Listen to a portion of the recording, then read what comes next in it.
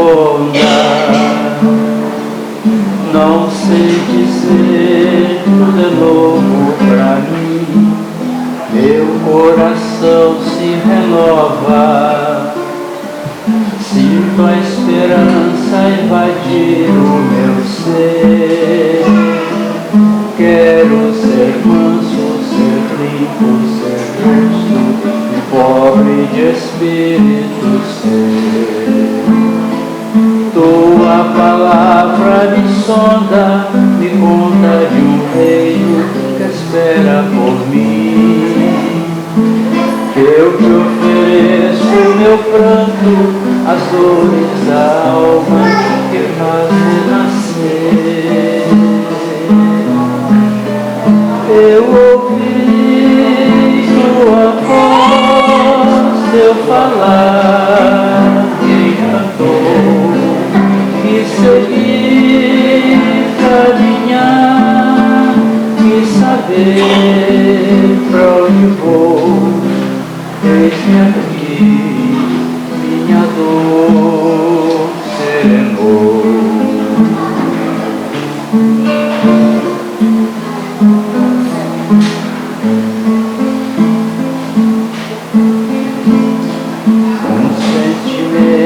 Me ronda, não sei dizer, tudo é novo pra mim.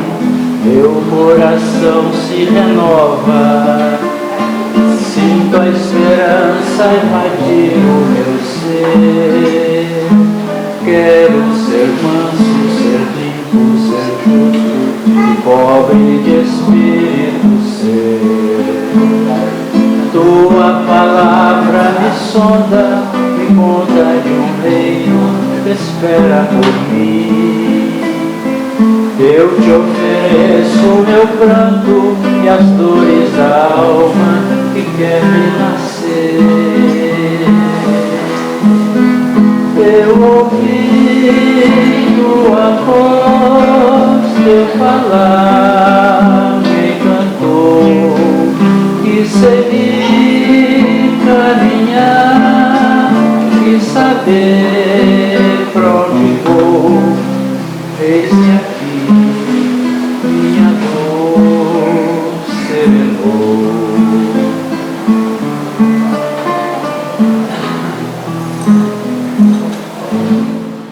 Boa noite a todos. Boa noite. Hoje vocês estão quase pegando o time da coisa.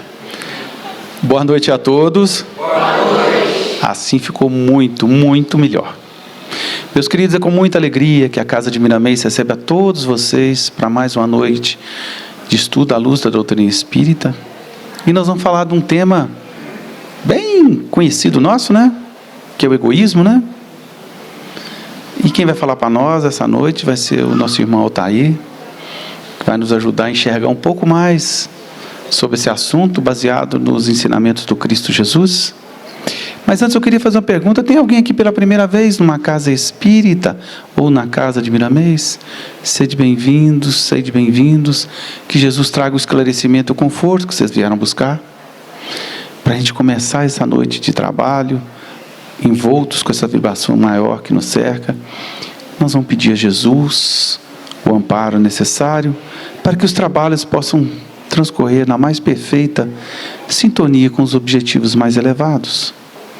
Meu divino mestre, irmão querido de todas as horas, rogamos, Jesus, que nos ampare nesse momento de aprendizado, que nos ajude a nos libertar dos grilhões da nossa ignorância, Jesus. Envolve-nos, ó Jesus, com vibrações benditas e salutares, de equilíbrio e percepção um pouco mais dilatada, a fim de que possamos, Jesus, absorver esse conteúdo tão rico. Que possa o palestrante da noite ser envolto, Jesus, com as tuas mais benditas vibrações, assim de poder transferir para nós as orientações necessárias. Por isso, Jesus, te pedimos, fica conosco, hoje, agora e por todo sempre, e que assim seja. Obrigado. Obrigado. Boa noite a todos. Vamos começar rogando a Jesus, a espiritualidade amiga, para que possa nos amparar, nos auxiliar e nos conduzir nesse estudo, nesse tema que é primordial para a nossa evolução, a partir do momento que a gente começa a entender. Eu vou fazer uma pergunta. Nós temos egoístas aqui hoje? Que bom, hein, gente? Esse é um grande passo. Essa pergunta foi feita porque o nosso irmão Rossandro Klinger traz um estudo em que foi feita uma pesquisa que se perguntava aos brasileiros, porque foi feita aqui, se no Brasil havia egoísmo, se a pessoa era egoísta. E 90 e tantos % dizia que não. Mas no Brasil tem egoísmo? Muito. O brasileiro, você é corrupto? Não. O brasileiro é corrupto? Sim. E a pesquisa foi nesse sentido. E por que eu trouxe isso? Porque o primeiro passo para que a gente possa trabalhar aquilo que a gente tenha necessidade é o reconhecimento. Eu trago aqui uma personagem bíblica da caminhada de Jesus, que foi uma delas, teve outras, que foi a mulher hemorroísa, né, que tinha o problema de sangramento, e naquela época era considerada impura, não podia ser tocada e não podia tocar ninguém. Mas ela, sabendo da deficiência dela, ela caminha até Jesus com o pensamento seguinte: se eu tocar pelo menos na veste dele, eu vou ser curada. E Jesus, então, no meio da multidão, para e pergunta, após ela ter tocado, para os seus discípulos: quem me tocou? E no meio da multidão, os discípulos dizem a Jesus: mestre, nós estamos aqui comprimidos de todo lado, e quem te tocou? De mim saiu um poder. Por isso que eu fiz essa pergunta. Ela, a partir do momento que ela teve conhecimento da deficiência que ela carrega, ela trabalhou por conseguir a cura. Mas o egoísmo para a gente hoje está no capítulo 11 do Evangelho segundo o Espiritismo. Eu vou ler a passagem completa do Evangelho, vou pedir para vocês a paciência, e aí nós vamos trabalhar em cima disso. Emmanuel, Paris, 1861. O egoísmo, esta chaga da humanidade, deve desaparecer da Terra, porque impede o seu progresso moral. É ao Espiritismo que cabe a tarefa de fazê-la elevar-se na hierarquia dos mundos. O egoísmo é, portanto, o alvo para o qual todos os verdadeiros crentes devem dirigir suas armas, suas forças e sua coragem. Digo coragem, porque esta é a qualidade mais necessária para vencer-se a si mesmo do que para vencer aos outros. Que cada qual, portanto, dedique toda a sua atenção em combatê-lo, em si próprio, pois esse monstro devorador de todas as inteligências, esse filho do orgulho, é a fonte de todas as misérias terrenas. Ele é a negação da caridade e, por isso mesmo, o maior obstáculo à felicidade dos homens. Jesus vos deu o exemplo da caridade e Pôncio Pilatos o do egoísmo. Porque, enquanto o justo vai percorrer as santas estações do seu martírio, Pilatos lava as mãos, dizendo: que me importa? Disse mesmo aos judeus: este homem é justo, por que quereis crucificá-lo? E, no entanto, deixa que o levem ao suplício. É a esse antagonismo da caridade e do orgulho a invasão dessa lepra do coração humano que o cristianismo deve não ter ainda cumprido toda a sua missão. E é a vós, novos apóstolos da fé, que os espíritos superiores esclarecem que cabem a tarefa e o dever de extirpar esse mal, para dar ao cristianismo toda a sua força e limpar o caminho dos obstáculos que lhe entravam a marcha. Expulsai o egoísmo da terra, para que ela possa elevar-se na escala dos mundos, pois já é tempo da humanidade vestir a sua toga viril, e para isso é necessário primeiro expulsá-lo do vosso coração. Essa é a mensagem que Emmanuel traz para a gente no Evangelho segundo o Espiritismo. Nós já escutamos, até no meio espírita, alguns irmãos nossos dizendo que existe o egoísmo bom. que o egoísmo em certa dose ele é bom. E isso é um erro. O Evangelho é claro. Não existe egoísmo bom. Porque as pessoas trazem essa informação e colocam que numa situação de dificuldade, você se salvar primeiro é egoísmo. Não é egoísmo, é um egoísmo bom de autopreservação. Isso é instinto de conservação. Quando a gente chega nesses extremos, você se defende primeiro, até por lógica. Porque se você não cuidar de você, como que você vai socorrer o próximo? Egoísmo é o mal que nós temos que voltar todos os nossos olhares. Mas voltar para onde? Como eu identifico o egoísmo em mim? Como ele se manifesta? Tem o egoísmo mais pesado, tem o egoísmo mais leve, disfarçado. Como isso se processa? Nós vamos trabalhar um pouquinho sobre uma parábola de Jesus, que é muito conhecida no meio religioso pela passagem do filho pródigo. Todos aqui já devem ter ouvido falar. E que após vários anos de estudo, a gente conseguiu perceber que é a passagem dos dois filhos. Porque trata de dois egoístas, dois tipos de egoísmo. O primeiro, todos nós conhecemos, que é aquele filho que chega para o pai, se sente no direito de pegar o que era dele e partir para o mundo. Numa época em que um filho fazer isso para um pai era uma afronta absurda. Tanto que ele teve muita dificuldade quando ele retorna, porque ele não agrediu só o pai, ele agrediu todo o meio. Mas preso no egoísmo e no direito, que ele se julgava no direito, ele pega o que ele tem, ele vai e dissipa tudo o que ele tem, passa por diversas dificuldades, por expiações duríssimas e retorna à casa do pai. Retorna modificado. Pela dor, pela experiência, pela dificuldade. Ele teve uma caminhada do momento que saiu até o momento que ele retornou. Trouxe algum aprendizado para ele.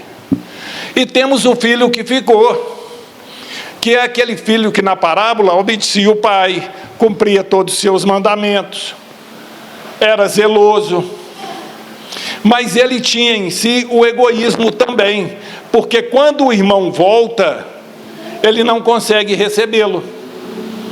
E da mesma forma, ele desacata ao pai.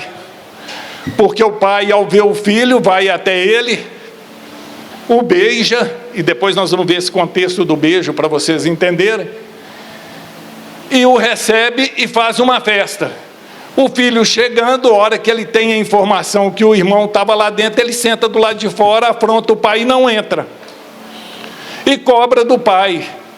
Eu que tudo fiz por você, eu que trabalhei com você, nunca te pedi nada e você nunca me deu nada. E fica preso naquele egoísmo. E a passagem termina sem a conclusão desse segundo filho, de como ele ia dar sequência à vida dele. Por experiência, a gente percebe que ele ia ter muita dificuldade, porque nele o trabalho ainda estava por fazer, porque no primeiro, ele já tinha passado pela experiência, embora tenha errado, ele passou pelo sofrimento, ele passou pela crise, ele buscou lá no fundo do poço um pouco de humildade e retornou à casa do pai. Então ele já veio com uma mudança profunda. O segundo não. O segundo estava preso, além do egoísmo, no orgulho. Ele estava preso dentro de uma razão que para ele era absoluta. As regras vigentes são essas, eu respeitei, eu não admito que meu irmão volte. E qual que é a lei do cristianismo, a lei do Cristo? Não é a lei do amor? É a lei do amor. Como eu não vou recebê-lo?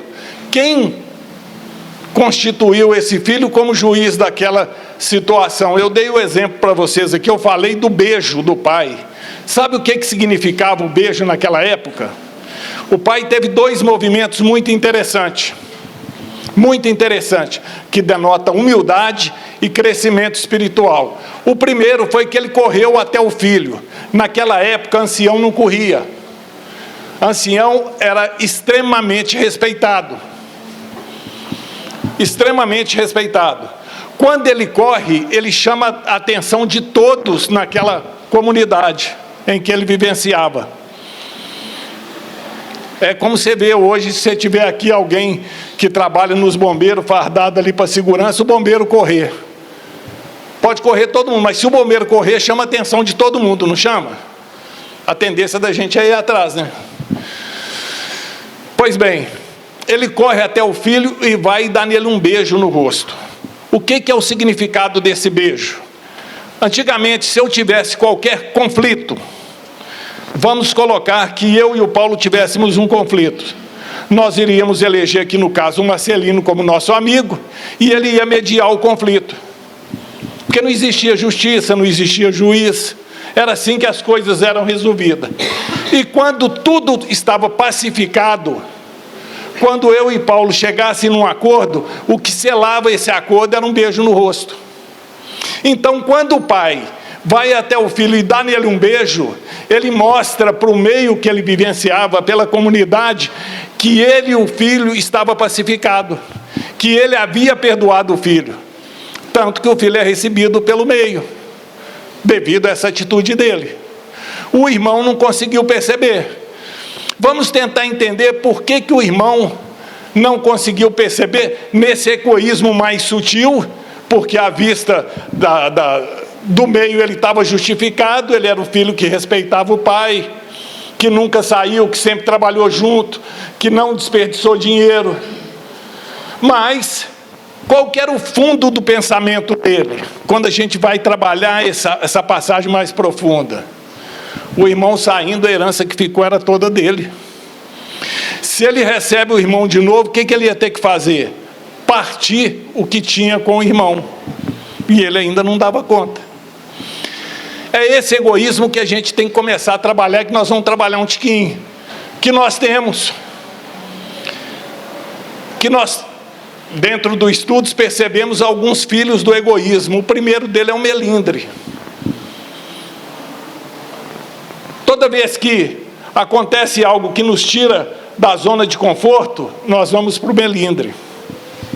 Aí tem a prepotência, tem a arrogância, a avareza. São todos segmentos que nós temos e não percebemos. Porque a gente não consegue olhar para dentro, a gente olha para fora. Eu pego o outro como referência. Uma árvore, para ela ser grande, bela, frondosa e segura, o que ela precisa ter primeiro? Raízes, não é? É um trabalho interno. Eu preciso fortalecer as raízes para que depois cresça e floresça. Qual que é o maior antídoto, o maior remédio que Jesus nos deu ou nos deixou dentro do Evangelho contra o egoísmo? A humildade. A humildade. Isso que nós temos que trabalhar. Para a gente ver o próximo de maneira diferente. Para a gente conseguir observar nele valores que edifiquem. E não somente identificar nele aquele espelho daqueles defeitos que nos incomoda. Porque vai ficar só nele. E a gente não trazendo, não interiorizando, nós não vamos trabalhar e não trabalhamos o orgulho e o egoísmo que temos. E a nossa caminhada vai ficar muito difícil. E esse egoísmo ele vem disfarçado de uma série de situações. Uma série de situações. Né? Porque quando eu começo só a perceber o outro e esqueço de mim, né? Que o trabalho tem que ser meu. Nós estamos vivenciando hoje uma época muito difícil, não estamos? Todo mundo acusa quem? O governo, não é? O partido A, o partido B, o político tal. Mas, gente, estamos todos interligados. Nós estamos colhendo aquilo que plantamos. O político é o reflexo da sociedade. Nós estamos passando, o nosso orbe vai sair de provas e expiações, estamos na última hora, somos os trabalhadores das últimas horas, isso tudo feito em cima de dados pelo Emmanuel, por Ismael, né? Somos os trabalhadores da última hora, mas precisamos, porque aqui na lição, o que eles nos disseram aqui há 2000 anos atrás?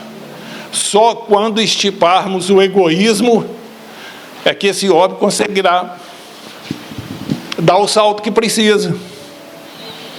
E nós sabemos que ele vai dar esse salto, porque na lei divina não há prorrogação de prazo.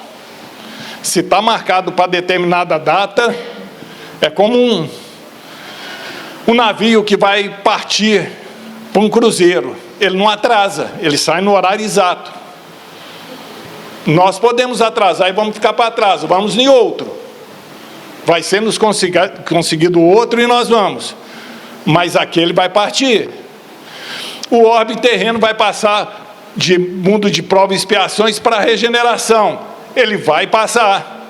Se nós não estivermos prontos na hora, a misericórdia divina vai arrumar outros lugares para a gente trabalhar.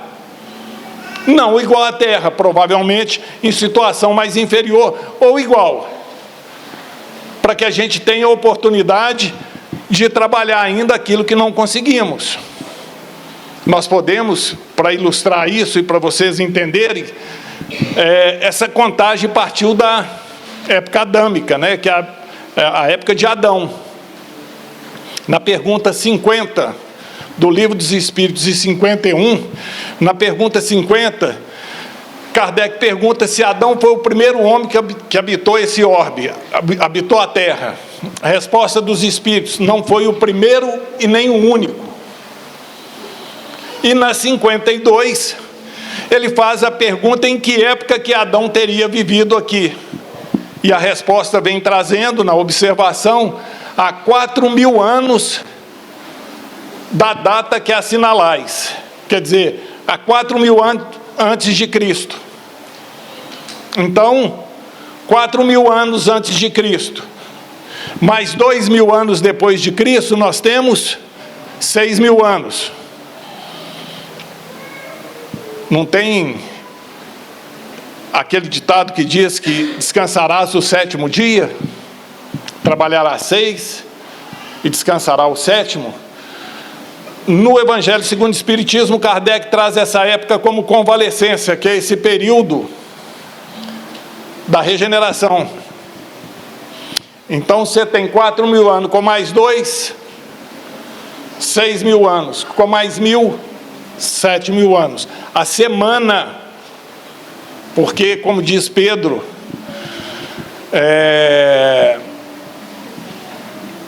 1.000 anos, um dia para Deus é 1.000 anos. Então, por isso essa contagem de 7.000 anos. E Emmanuel, em 1857, Ismael, em 1857, deu uma mensagem dizendo o seguinte, que seriam os próximos 100 anos, a preparação dos próximos 100. Seriam 100 anos para a preparação dos próximos 100 anos. Então, 1857, 1957, 100. 2057, 200. Se um dia é 1.000 anos, quanto que é uma hora? Divide 1.000 por 24, que é 24 horas no dia, nós vamos ter 42 anos. 2057 menos 42, 2015. Começou a última hora desses ciclos. Somos efetivamente os trabalhadores da última hora. Nós vamos ter que fazer em 42 anos o que não fizemos em 6.000. Mas só que tem uma vantagem. Nós viemos trabalhando esse período todo para chegar nesse momento. E dentro desse contexto do estudo, para onde que eu tenho que olhar? Para o meu egoísmo. Por que eu estou trazendo essa relação? Para que a gente possa raciocinar. Porque chegar aqui e falar do egoísmo, que é filho do orgulho, Todas essas colocações que a gente conhece não nos faz despertar para aquilo que nos é necessário. Eu tenho que tirar o olhar do próximo e voltar com ele para mim trabalhar em mim aquilo que é necessário. Como que eu estou me portando diante do meu próximo?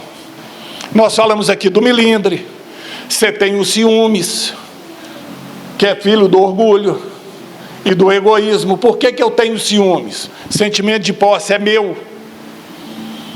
E isso nós temos, em maior ou menor grau. Não precisa ser pela pessoa que a gente intitula como pessoa amada que está ao nosso lado. Pode ser um amigo que às vezes te dá atenção, que está sempre junto. Uma hora, se ele te dá uma resposta, que às vezes ele nem percebeu sua presença, você já fica incomodado. Poxa, por que ele me tratou assim? Por que ele não aproximou de mim? É o egoísmo falando. Porque o egoísmo nos leva sempre para o conflito. Sempre para o conflito. No Evangelho segundo o Espiritismo, nós temos um conceito de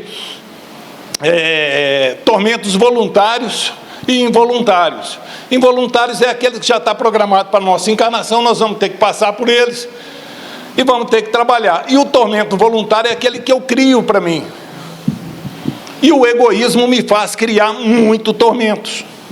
Muitas dificuldades desnecessárias. Ter ciúme, por exemplo, gente, é uma dificuldade muito grande. Incomodar com a vitória do outro, com a felicidade do outro, também é muito complicado. Toda vez que a pessoa consegue um ganho maior, qual que é a nossa primeira fala, geralmente, quando você está preso no egoísmo? Ah, fulano conseguiu esse carro novo aí, no mínimo ele está roubando. A gente procura diminuir o impacto daquilo. Ah, mas fulano está com essa casa nova, você nem sabe como que ele conseguiu essa casa. Isso é produto do egoísmo. Porque eu entendo o seguinte, por que ele conseguiu e eu não? E o que o Evangelho me diz? Eu não tenho que olhar para mim? Pô, que maravilha que o outro conseguiu. É porque estava no momento dele conseguir. Se eu não conseguir ainda, estou trabalhando, estou caminhando no bem e no amor do Cristo, é porque não chegou a minha hora, não chegou o meu momento. E às vezes nessa encarnação não vai chegar, às vezes não está programado para essa encarnação. E aquilo que não está programado não vai chegar, não adianta a gente nadar contra a correnteza. Então, quando a gente pega um texto desse, que o pessoal que me acompanha aqui sabe que eu não sou de ler muito texto, mas esse eu fiz questão de lê-lo, para que a gente tenha um olhar mais profundo, porque é chegado o momento. Qual o melhor laboratório que eu tenho para avaliar o meu egoísmo? O meu lar. Como eu me comporto dentro do meu lar.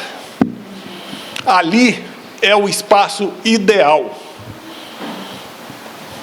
Porque ali eu sou o que eu sou. Não tem aquele ditado antigo, dos antigos, que diz o seguinte: quer conhecer uma pessoa, come 1 quilo de sal com ela.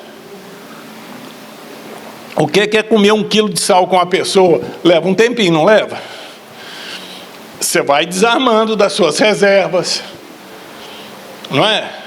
Quando a gente é namorado, ou fase gostosa, né? Encontra sempre bonitinho, cheiroso, sem dificuldade, sem problema, não é? Mas e quando a gente começa a compartilhar a verdadeira essência do convívio, que é onde nós somos? Como que eu me comporto? E aqui ninguém precisa responder, é para uma reflexão que a gente possa fazer. Como eu estou me comportando com meus pais, com meus irmãos, com meus primos, e aí eu vou abrindo o leque, com os meus vizinhos. Como que eu estou me comportando? Eu estou sabendo domar as minhas dificuldades? Eu estou entendendo o processo do cristianismo que me leva a trabalhar algumas virtudes? Ou eu faço parte do jogo do mundo, que é a competitividade, que é aquela situação, farinha pouco, meu pirão primeiro, que me importa o outro se o meu lar está equilibrado. Nesses momentos, a gente assusta, porque encarar as nossas deficiências é muito complicado. É muito complicado. Você vê a do outro é fácil. E a gente dá até receita. Né? A pessoa chega aqui com uma dificuldade e a gente passa até receita para ela. Mas para a gente mesmo é muito difícil, partindo da premissa que nós não conseguimos enxergar ainda as nossas deficiências. Nós falamos sempre da boca para fora, para o próximo.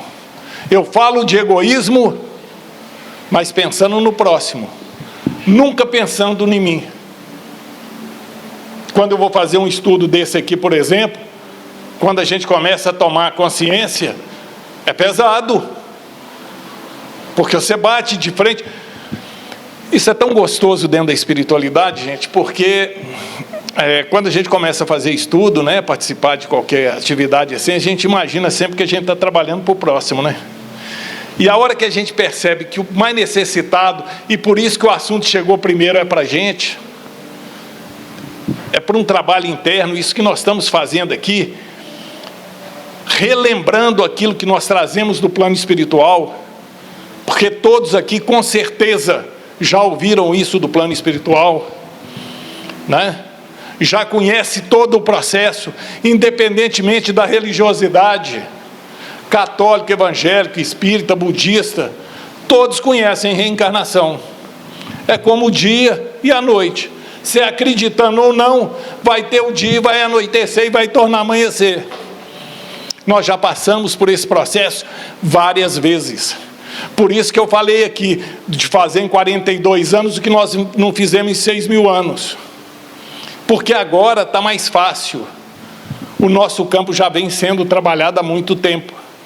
Nós temos que trazer para o nosso convívio aquilo que Paulo nos dizia, que o que nos falta, muitas das vezes, é boa vontade. Boa vontade para conosco mesmo. Aproveitar a oportunidade. Ser o melhor dentro da seara do Cristo, onde nós estivermos. Onde nós estivermos. Egoísmo, ego, excesso de mim mesmo. Sai um pouco de dentro de mim e começo a trabalhar pelo próximo. Eu começo a entender que eu não tenho que ter disputa com o próximo. Isso faz parte do processo. Eu não tenho que disputar com ele.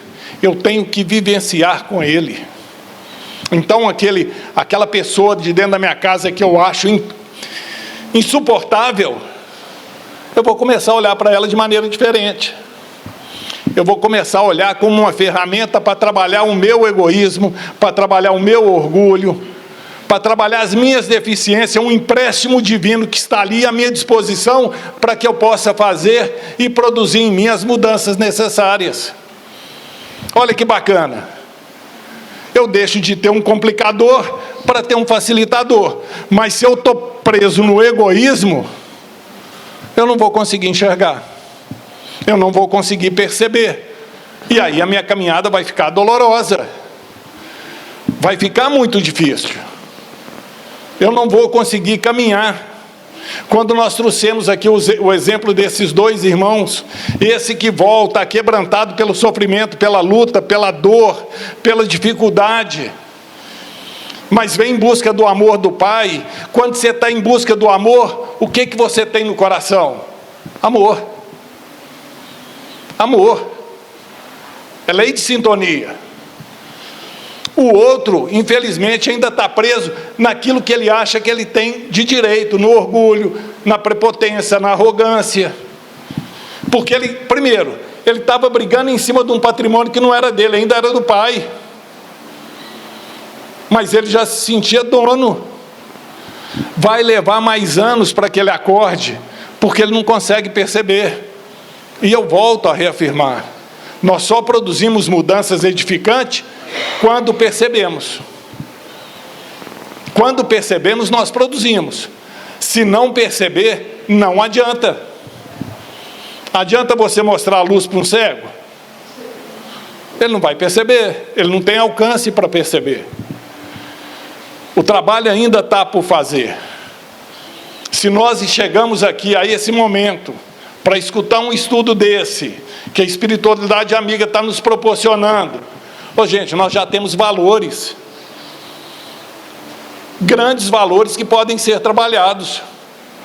Mas quem pode trabalhar esses valores somos só nós. Ninguém pode fazer isso por nós. Lembra, Zaqueu, por exemplo, quando ele sobe lá na árvore para chamar Jesus que estava passando, ele já tinha consciência das suas deficiências. Tanto que no jantar com Jesus, na ceia lá com Jesus, ele fala: vou dar metade do que eu tenho aos pobres, e aqueles que eu defraudei, eu vou restituir 4 vezes mais, que era o que a lei mandava à época. Ele já tinha consciência do despertar, ele já estava nas portas do despertar. Um outro exemplo maravilhoso, de Saulo a Paulo, que é quando ele tem a visão na estrada de Damasco. Embora Saulo era extremamente disciplinado, mas ele sai de uma posição de perseguidor e vai ser o maior pregador do Evangelho. Isso aconteceu só pelaquela visão simplesmente? Óbvio que não. Era um espírito que já vinha trabalhando há muito tempo, mas quando a gente vai se capacitando, qualquer coisa nova que chega dá o estalo e o despertar, e aí a coisa é atemporal. Iluminou, a gente cresce. Você pega vamos pegar um exemplo aqui da informática, dessas pessoas que trabalham em informática e conhecimento. Ele vem trabalhando anos. Hoje, qualquer coisa nova que chega e que agrega um pouquinho, a capacidade dele de percepção é muito maior, porque já existe a base. E qual é a base para o Evangelho que vai nos dar essa visão, que vai nos fazer projetar de maneira que a nossa luz venha a brilhar? É o amor. É o trabalho pelo próximo. É sair de dentro de nós mesmos e buscar o próximo. Mas não é o próximo da rua, não. É o próximo. É o meu lar. Por mais dificuldade que ele tenha. Porque todos têm. Todos. É só mudar o endereço. A gente acha que do fulano lá, do vizinho é melhor, porque a gente não está lá vivenciando. Porque se a gente for lá vivenciar, às vezes tem problema que a gente nem imagina que ele esteja passando. Nem imagino que eles estejam. Outro dia eu estava passando, o André trabalha na região da Pampulha, e eu estava passando em frente a uma daquelas mansões, e sai um jovem, um senhor carregando um jovem, com sérias dificuldades de locomoção, numa luta, e aí você passa em frente à casa e você fala: não, aqui não existe problema. Aquela calmaria do lado de fora. Tem a luta, gente. Como nós também temos as nossas. E graças a Deus por isso que as temos. Graças a Deus, porque é isso que vai nos fazer movimentar. Porque senão nós vamos estagnar. O egoísmo me produz isso. O egoísmo me faz paralisar. Porque enquanto eu estou vendo o outro e não tomo ação em mim, eu vou cristalizando certos sentimentos que eu preciso trabalhar. Eu preciso ter essas dificuldades, essa movimentação, para que eu comece a exercitar valores que vão me sublimar. Mas se eu começo a me distanciar, dos 2 irmãos, qual que passou por mais experiência? Mesmo errando, esse que pegou o patrimônio, saiu, dilapidou, ele teve a coragem de movimentar, de arriscar, de buscar, de aprender. É simbolizado o outro irmão naquelas pessoas que você olha para ela, tudo está sempre bom. Ela está sempre na zona de conforto. Tudo está certo. Toda hora que você olha, a pessoa está sorrindo. Ela está fora de padrão. É esse esquentar e esfriar, esse sobe e desce, que nos faz movimentar. Tem hora que a gente tem que arriscar. Eu vou amar mais. E qual o processo para me amar mais? Primeiro, ter humildade. Saber que eu não sou melhor do que ninguém. Saber que o outro adquire é dele, que o outro que me agrediu é o momento dele, que as dificuldades estão aí para que a gente possa trabalhar, e começo a me abrir para esse grupo de necessidade que está aí à minha volta. Eu começo a exercitar, até que isso vira patrimônio do Espírito. Quer ver exemplos de quem fazia caridade por patrimônio de Espírito? É quando você faz e não percebe que você fez. Toda vez que você der uma ajuda para alguém e perceber que você ajudou, você ainda está pautado pelo egoísmo e pelo orgulho. Chico Xavier ajudava por ajudar. Madre Teresa de Calcutá ajudava por ajudar. Irmã Dulce e tantos outros aí encarnados que fazem isso de maneira espontânea, sem perceber que estão fazendo. Porque já é patrimônio. Quando é patrimônio, você faz por fazer. Aquilo não te aumenta nem diminui, é patrimônio seu. Nós falamos de Pedro aqui, que ele falou dos 1000 anos, né? Um dia, Pedro disputavam a sombra dele, porque na sombra dele curavam-se. E ele trabalhava, caminhava. Gente, vamos trabalhar um outro ponto aqui agora, que é a vaidade, que é também, vem nesse desdobramento do orgulho e do egoísmo. Olha quanta dificuldade a vaidade nos produz. E nós, às vezes, enchemos o peito de falar assim: meu filho é muito vaidoso. Vaidade não produz nada de bom. Nada de bom. Muito pelo contrário. Você entra aí no Facebook, Instagram, né? Os psicoterapeutas aí fala que é uma máquina de fazer infelizes. Porque você olha ali, está todo mundo bonito, sorrindo, sem problema. Tem até uns filtros aí que a gente fica mais bonito, né? Tem, vocês conseguem botar o filtro na gente, a gente até melhora um tiquinho. Mas é externo. Quando a gente está numa casa aqui, recepcionando irmãos como estava ali agora, e que aportam a essa casa irmãos com necessidades múltiplas, desde as mais básicas, que é de sobrevivência, um vestuário, um sapato, até crises morais, como depressão, crise de ansiedade, que são muito sérios, porque quando a gente está em equilíbrio é até fácil de falar disso, depressão e ansiedade, né? Que também é traço do egoísmo, porque o que é a depressão? É excesso do passado. Eu fico muito preso ao passado, fico muito preso dentro de mim. Crise de ansiedade, excesso de futuro. Esqueço de vivenciar meu dia. Jesus nos disse viver um dia de cada vez. Cada dia por si só traz as suas preocupações. E a gente não consegue. Você quer ver como é que nós agimos? Nós falamos assim: vocês acreditam que a gente pode desencarnar a qualquer momento? Acredita? Quem fez programação ou dívida aqui para 60 dias para frente? Quase todo mundo.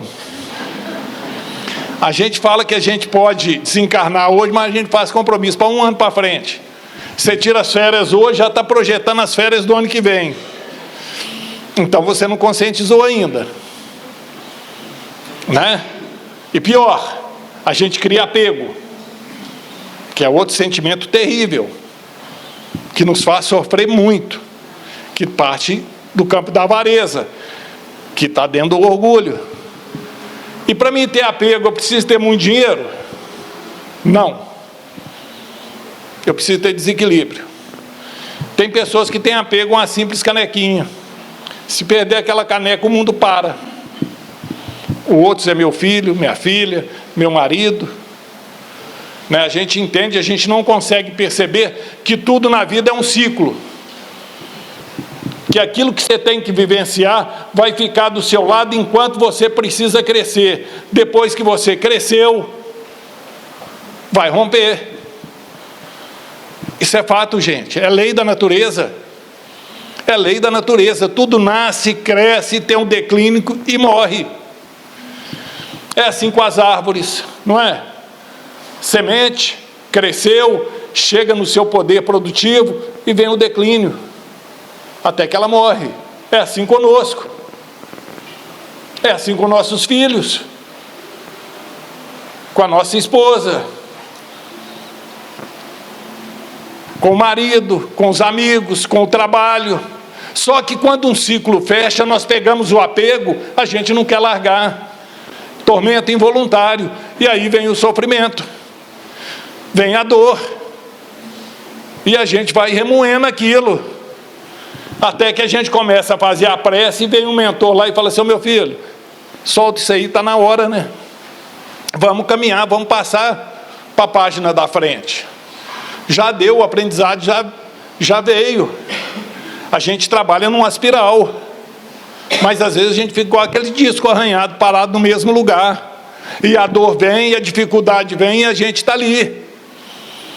Quando eu estou fora do egoísmo, fica fácil de eu trabalhar, porque quando eu estou preso no egoísmo, chega a dor, para onde que eu vou? Para o banquinho do coitadinho. Banquinho do coitadinho é aquele lugar que a gente senta e fala assim: por que que isso está acontecendo comigo? Ora, e por que não pode ser com você, tem que ser com o outro?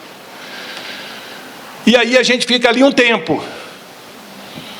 Depois a gente passa pela lamúria, que é começar a queixar, a muquerela, né? Que a gente fala. Murmúrio, queixumes e lamúria. Somente depois a gente começar a trabalhar para sair dali. Que aí a gente levanta do banco de coitadinho, percebe que tem que caminhar e caminha. Quantos irmãos nossos que perdem o emprego aí e a vida paralisa por não entender o processo, por não entender o processo que a gente tem que caminhar. Às vezes casamentos que são desfeitos. Gente, o processo de aprendizado passou, está na hora de caminhar, mas com equilíbrio, trazendo o Evangelho para dentro da nossa vivência, trazendo com humildade, trabalhando com amor para que a gente possa chegar à caridade, mas a verdadeira caridade, aquela que eu faço, ou que eu possa fazer, ou que eu vier a fazer, sem perceber, porque eu tenho outro como referência. Eu sei que eu sou um instrumento divino, eu sei que eu estou a trabalho do Cristo, e não o Cristo ao meu trabalho. Quando a gente adentra a doutrina, o que você vem em busca? Que a espiritualidade te ajude, não é? É o primeiro pensamento que a gente tem. Eu estou em sofrimento, estou em desespero, estou em dificuldade, eu vou lá buscar que a espiritualidade me ajude. Está errado? Não. Eu estou num momento de dificuldade, mas eu tenho que ter o primeiro momento e tenho que entrar no segundo. Que se eu vim buscar, o que eu tenho para oferecer? Algo eu tenho para oferecer. Numa casa espírita, nós estamos aqui no salão, batendo um papo aqui sobre egoísmo e sobre esse tema. Está tendo reuniões, vai ter o passe daqui a pouco. E aonde eu sou mais trabalhado? O passe faz parte, não faz? Faz. Mas nesse momento aqui, é o momento que eu sou mais trabalhado. É o momento que eu recebo e estou doando. Porque enquanto nós estamos aqui, vocês estão concentrados na palestra, vocês estão dando a oportunidade à espiritualidade amiga de você serenar, esvaziar sua mente das suas dificuldades, você vai doar e vai receber. Você talvez vai fazer uma caridade aqui sem perceber. Porque através da sua presença você está auxiliando. Mas para que a gente perceba isso, a gente tem que sair um pouquinho da gente mesmo. Entender que na seara divina, eu não preciso pedir. Antes que a dificuldade chegue, embora que a gente é pidão a todo momento, né? Mas que antes que a dificuldade chegue, a espiritualidade amiga já sabe. Por maior que seja seu problema, você entrou aqui dentro, primeiro, você não está aqui por acaso. Antes da gente estar aqui, nós demos muito trabalho para aqueles que nos amam para nos conduzir até aqui. E se aqui chegamos, é porque chegamos com algum mérito. ou nosso ou de outrem, que são aqueles que nos amam. Mas eu posso ter uma referência nova. Olha, hoje eu escutei falar do egoísmo. É um tempo curto, o palestrante que estava falando lá não tem muito conhecimento, mas eu vou me aprofundar nisso. Essa história de ajudar o próximo pode me edificar um amanhã com mais equilíbrio. É o que me importa. Porque as coisas materiais, eu agora estou com 58 anos de idade.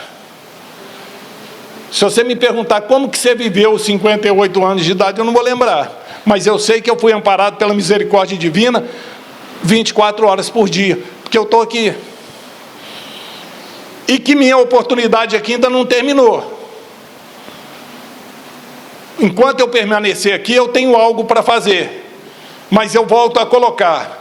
Eu estou a serviço da espiritualidade, ou eu acho que a espiritualidade que está trabalhando para mim? Porque enquanto eu achar que a espiritualidade é que está trabalhando para mim, eu estou com o meu pensamento meio desconectado. Porque a partir do momento que eu entender que eu estou trabalhando a favor da espiritualidade, aqui na casa de Miramês, quem que é a primeira pessoa que eu vou ter que buscar? O Antônio, que está sentado lá na última cadeira, lá do lado do finalzinho, que é o responsável pela turma dos tarefeiros. Que é através dele que vai abrir portas. E buscar uma tarefa. E ter compromisso com essa tarefa. E fazer com amor, fazer com empenho. Entender que o maior necessitado sou eu, não é o outro. Eu não preciso ficar reparando a vida do outro. O outro é o outro. Eu uma vez fiz uma pergunta aqui, que já vai chegando nos minutos finais, que eu perguntei aqui, o que você enxerga num mendigo, falei certo, né? Eu sou danado para falar isso errado, que chega aqui.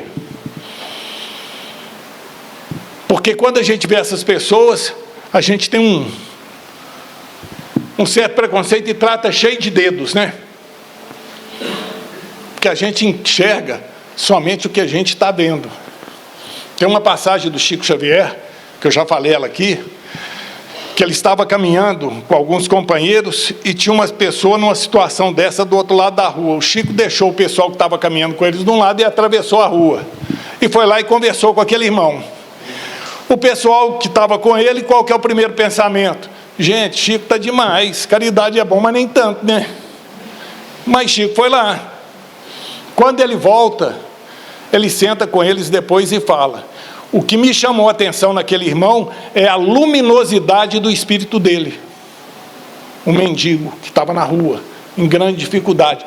É um espírito altamente iluminado que está tendo uma grande oportunidade. Está vendo, gente, por que eu trouxe esse exemplo? Como que as coisas mudam de parâmetro, ou mudam de parâmetro, quando a gente olha para o principal, que é espírito imortal que somos. Quando eu olho para esse contexto, os meus problemas na Terra ficam pequenos. O egoísmo perde o sentido, o orgulho perde o sentido. Que me importa se amanhã eu tenha que perder tudo e ir para a rua, desde que eu tenha consciência e equilíbrio de não ter provocado aquilo. Porque não precisa de passar por aquilo, mas se for necessário. Que me importa se amanhã estabelecer alguma doença mais séria, em que eu precisar passar por um tratamento mais complicado, eu preciso de ir para o banco do coitadinho, eu preciso aproveitar a oportunidade e tentar facilitar ao máximo para aqueles que vão cuidar de mim, porque eles também estão em tarefa, estão em trabalho.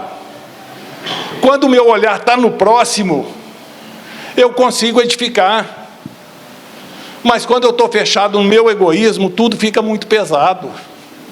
O meu marido é chato, a minha esposa é chata, o meu irmão é chato, o meu patrão, então, o meu colega de trabalho, eu não aguento nem olhar. Na fraternidade, aquele companheiro é muito chato, aquele companheiro é moralista, ou aquele companheiro é liberal demais, ou você viu aquela companheira, ela é extravagante. Aonde que está meu olhar, gente? No externo. Porque quando eu estiver fazendo o que me cabe, essas coisas não vão me incomodar, eu vou estar pacificado. Gente, nós vamos entrar nos últimos 5 minutos. Alguma pergunta? Pois não. Eu queria lembrar daquela parte do Paulo, que estava no sentido da gente fazer um bom combate. Obrigado, dona Antônia. Combater o bom combate. O que é combater o bom combate, gente? Combater nós mesmos, as nossas dificuldades. E aceitá-las sem o peso de buscar erro. Para isso não tem erro nem acerto. Esse filho pródigo que pegou os dinheiros, saiu, foi um erro? Aos olhos do mundo, sim. Às vezes, aos olhos espirituais, foi a grande oportunidade que ele teve. Porque foi aquele movimento que levou ele à redenção, que levou ele a abrir o coração, que levou ele a reconhecer o Pai, buscar o amor do Pai. E ali está simbolizado naquela parábola Jesus. Quando a gente volta à casa do Pai. Então é o bom combate, combater o bom combate. Trabalhar as minhas deficiências, as minhas dificuldades. Enquanto o outro ainda não se percebe. Porque ele está preso no orgulho. Nas regras. As regras são muito importantes para o nosso dia a dia. Uma casa espírita tem que ter regra. Para que ela funcione. A sociedade, elas têm as leis para que a gente tenha a regra, para a gente conviver minimamente em equilíbrio. Ok. Mas a regra não pode sobrepor aquilo que eu acho do meu próximo. Não pode sobrepor o amor. Pois não, querido? Boa noite, Mara.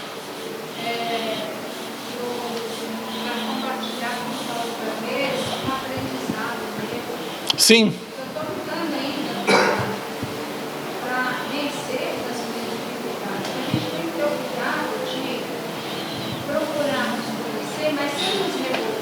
Sim. Não é brigando conosco para combater o egoísmo, a qualidade, não. É a gente trabalhando, estudando, observando o nosso comportamento e fazendo o contrário. Perfeito. É esse o caminho. É orar pelos outros, procurar perdoar, né? Sim. Nos perdoar, perdoar o próximo. Exatamente.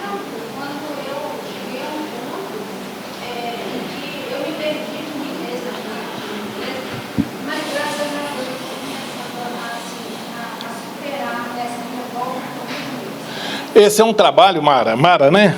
Que é um trabalho do dia a dia. Ele é um trabalho do dia a dia. É como a gente fala, né, da reforma íntima. A reforma íntima, ela tem que vir sem pressão, sem agressão. Dando um passo a cada dia. O primeiro passo é ter esse passo que você teve, reconhecer a dificuldade. Quando eu falei aqui anteriormente que eu não buscar erro, porque a gente pega o erro como uma situação difícil. Aquilo que é errado eu afasto de mim porque eu não quero me expor. Eu não quero me expor, então eu não me arrisco, eu tiro aquilo. Mas uma hora eu vou ter que resolver o problema. Porque se eu não resolvê-lo agora, ele vai sair, mas depois ele vai voltar. É meu, é aprendizado. Agora, eu tenho que ter a capacidade de perceber que se eu tenho que ter amor ao próximo, amar o próximo como a si mesmo, eu tenho que exercer esse amor para comigo. Não para justificar meus erros, mas sim para entender que eu preciso ter um tempo. E esse tempo é diário. É um passo de cada vez. E as coisas vão acontecendo. Gente, o nosso tempo terminou. Eu agradeço a Jesus e a espiritualidade amiga pela oportunidade, aos companheiros da mesa, né? Rogo a Jesus que ilumine a cada lar aqui representado nos 2 planos da vida, mas que a gente possa sair daqui hoje com esse sentimento e esse pensamento e esse desejo no coração de olhar um pouquinho para nós mesmos, de olhar para o nosso lar com amor do Cristo, com amor que edifica, com amor que é sincero. Se eu quero a paz do meu lar, eu vou ser a paz no lar. Se eu quero ser amado, eu vou amar. E entender que aqueles que estão à nossa volta são os melhores companheiros que a espiritualidade amiga e Jesus escolheram para que Caminhe conosco até que o aprendizado venha. Muita luz e muita paz a todos. Muito obrigado.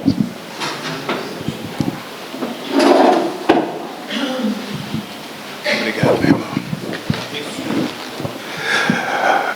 Eu tenho plena convicção que cada um de nós aqui conseguiu fazer uma reflexão, olhar para o seu interior e descobriu pontos, oportunidades diante dessa palestra, né, meus irmãos? Então, é agradecer a Jesus por essas oportunidades, por momentos como esse, que fazemos essa reflexão íntima. E nós temos alguns recados para passar para vocês. Primeiro, é um maravilhoso que está aqui. Todos são muito bons, mas tem um aqui que muito me agrada, que é a Noite do Macarrão que está chegando, gente. Essa oportunidade da gente confraternizar, e não só confraternizar, né? De chegar ali com bastante fome e sair saciado. Porque o macarrão, ele parece que ele leva algo demais, algo de especial, que o tempero parece ser o amor, e esse amor é diferenciado. Aqueles que não tiveram oportunidade de participar, vai ser no dia 20 de abril, no sábado, de 18 às 21 horas, na Escola Municipal José Ovídio de Guerra. Os ingressos já se encontram sendo vendidos na biblioteca e também no Simpra, né? Ou pelo Simpra. O ingresso de adultos é R$30, criança de 6 a 10 anos, R$15, e criança até 5 anos não pagam. Então fica aí o convite, não deixa para comprar em cima da hora, já está bem próximo, é 20 de abril, está logo ali, adquira o seu convite, tá ok? Nós também temos aqui a assistência social, nos fala da campanha de cestas básicas, aquilo que o nosso irmão Altair falou, né? Esses nossos irmãos que, porventura, estão passando por uma fase na qual está nos dando a oportunidade de dar um pouco daquilo que tanto recebemos do alto da misericórdia. Então, os itens que estão sendo pedidos é arroz, açúcar, leite, óleo, farinha de mandioca, sabonete. As entregas podem ser feitas na segunda e na quarta-feira, durante as reuniões públicas, né, de 20 às 21 horas, e no domingo, de 9 às 10 horas da manhã. A doação também, quem quiser fazer doação em espécie, tem o Pix na secretaria, você pode fazer, tiver dificuldade talvez de trazer o material e querer fazer essa doação em espécie, temos o Pix da casa, será muito bem-vinda a doação.